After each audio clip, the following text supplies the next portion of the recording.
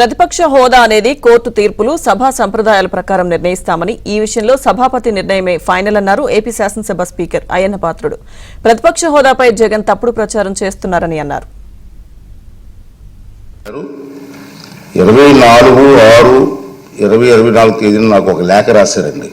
ఆ లేఖలో అంతా చూస్తే అభియోగాలు, ప్రేలాపనలు, బెదిరింపులమయం, అంతకంటే ఏమీ లేదు. తనకు ప్రతిపక్ష నాయకుడి హోదా అర్హత ఉందంటూ అసంబద్ధ వాదన చేస్తున్నారు.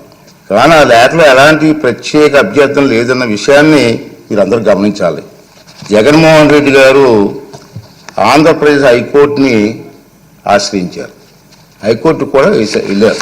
విచిత్రం ఏంటంటే తనకు ప్రతిపక్ష నాయకుడిగా ప్రకటించవలసిందిగా శాసనసభ కార్యదర్శిని, స్పీకర్ కార్యదర్శిని ఆదేశించాలని ఆ రిట్ పిటిషన్లో విజ్ఞప్తి చేశారు.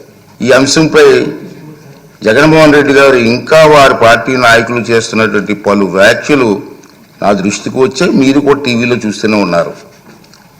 గౌరవ హైకోర్టు స్పీకర్కు సమన్లు జారీ చేసిందని, ఉత్తర్వులు జారీ చేయాలని స్పీకర్ను ఆదేశించిందని జగన్మోహన్ రెడ్డి చేస్తున్న వార్తలు వచ్చాయి. నిజానికి ఈనాటి వరకు హైకోర్టు జగన్మోహన్ రెడ్డి చేసినటువంటి పిటిషన్ విచారణ అర్హత ఉందో లేదో నిర్ధారణ ఇంకా జరగలేదు. వైఎస్ జగన్మోహన్ రెడ్డి గారు ఈ రకమైనటువంటి తప్పుడు ప్రచారం చేయడంలో ఆశ్చర్యపడవలసిన పనేమీ లేదని నేను అనుకుంటున్నాను. ప్రతిపక్ష హోదా నిరాకరించడానికి సూచించిన అన్న వాదన సరికాదు. నిజానికి జగన్మోహన్ రెడ్డి శాసనసభాపక్ష నాయకుడిగా ఎన్నికైనట్టు 2024 వరకు మా సచివాలయానికి తెలపలేదు. నెంబర్ 1. అలాంటప్పుడు జూన్ 26 కంటే ముందు, అందున స్పీకర్ ఎన్నిక జరగక ముందు ప్రతిపక్ష నాయకుడి హోదా గురించి నిర్ణయం తీసుకోవడం సాధ్యమా? మరీ ముఖ్యంగా వ్యక్తి సభాపతి ప్రతిపక్ష నాయకుడిగా గుర్తించాలి. ఒకవేళ అత్యధిక సంఖ్యాబలం గల ప్రతిపక్షాలు ఒకటి కన్నా ఎక్కువ ఉంటే పార్టీ హోదాను దృష్టిలో ఉంచుకుని వాటిని ఏదో ఒక పార్టీ నాయకుడిని సభాపతి ప్రతిపక్ష నాయకుడి హోదా కల్పించవచ్చు. ఈ విషయంలో సభాపతి నిర్ణయానికి తిరుగుండదని సెక్షన్ 12B చెబుతుంది. 175 మంది సభ్యులున్న నేటి ఆంధ్రప్రదేశ్ శాసనసభ అతిపెద్ద ప్రతిపక్ష పార్టీకి కనీసం 18 మంది సభ్యులుంటే తప్ప ప్రతిపక్ష నాయకుడి హోదా రాదని అందరికీ అర్థమవుతుంది. ఈ నిబంధనలు, సాంప్రదాయాలు ఉదాహరణలో జగన్మోహన్ రెడ్డికి తెలియదని చాలా మంది అనుకుంటున్నారు. కానీ తప్పు తెలుసు. చంద్రబాబు నాయుడు గారికి 23 మంది శాసనసభ్యులు ఉన్నారు. ఒక 5 కానీ రాజేస్తే ఆయనకు 18 మంది కూడా ఉండరేమో, 17 మంది ఉంటారు. అప్పుడు ఆయన ప్రతిపక్ష నాయకుడు స్టేటస్ కూడా ఉండదని చెప్పి ఇదే జగన్మోహన్ రెడ్డి గారు ఈ హౌస్లో మాట్లాడిన సంగతి మీ అందరికీ తెలుసు.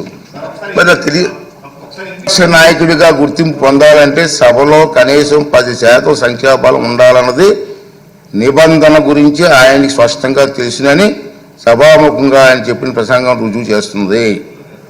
ఇలా కోరి మతిమరుపు తెచ్చుకోవడం మాజీ ముఖ్యమంత్రిగా, మాజీ ప్రతిపక్ష నాయకుడిగా ఆయన హోదాకు తగిన కాదని నా అభిప్రాయం. ఎవరికైనా కూడా ఉండేది అసెంబ్లీలో మామూలుగా 2 పార్టీలు ఉంటాయి. ఒకటి అధికార పార్టీ, మరొకటి ప్రతిపక్ష పార్టీ. ప్రతిపక్ష పార్టీని అధికారంలో ఉన్న వాళ్ళు గుర్తించకపోతే, ప్రతిపక్ష పార్టీ ఇవన్నీ చెప్పేటివన్నీ కూడా వాళ్ళు చెప్పలేకపోతే కరెక్షన్స్ ఎక్కడి నుంచి వస్తాయి? అసెంబ్లీ ఎందుకు నడుపుతా ఉన్నాం? ఏం సాధించడం కోసం నడుపుతా ఉన్నాం?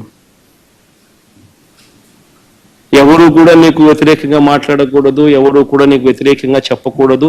వాళ్ళకు మైక్ ఇవ్వము, మేము 5 నిమిషాలు మాత్రమే మైక్ ఇస్తాం. 175 మందిలో నీకు ఇచ్చినట్టుగా వాళ్ళకి ఇచ్చినట్టుగా నీకు ఒకరికి మైక్ ఇస్తాము. 5 నిమిషాలు నీ టైం కట్ చేస్తాము, నీ మైక్ కట్ చేస్తాము అని అంటే ప్రజలకు ఇవన్నీ కూడా తెలియకూడదు అనే ఉద్దేశంతో అసెంబ్లీ నడుస్తుంది. ఎవరికైనా కూడా ఉండేది అసెంబ్లీలో మామూలుగా 2 పార్టీలు ఉంటాయి. ఒకటి అధికార పార్టీ, మరొకటి ప్రతిపక్ష పార్టీ. ప్రతిపక్ష పార్టీని అధికారంలో ఉన్న వాళ్ళు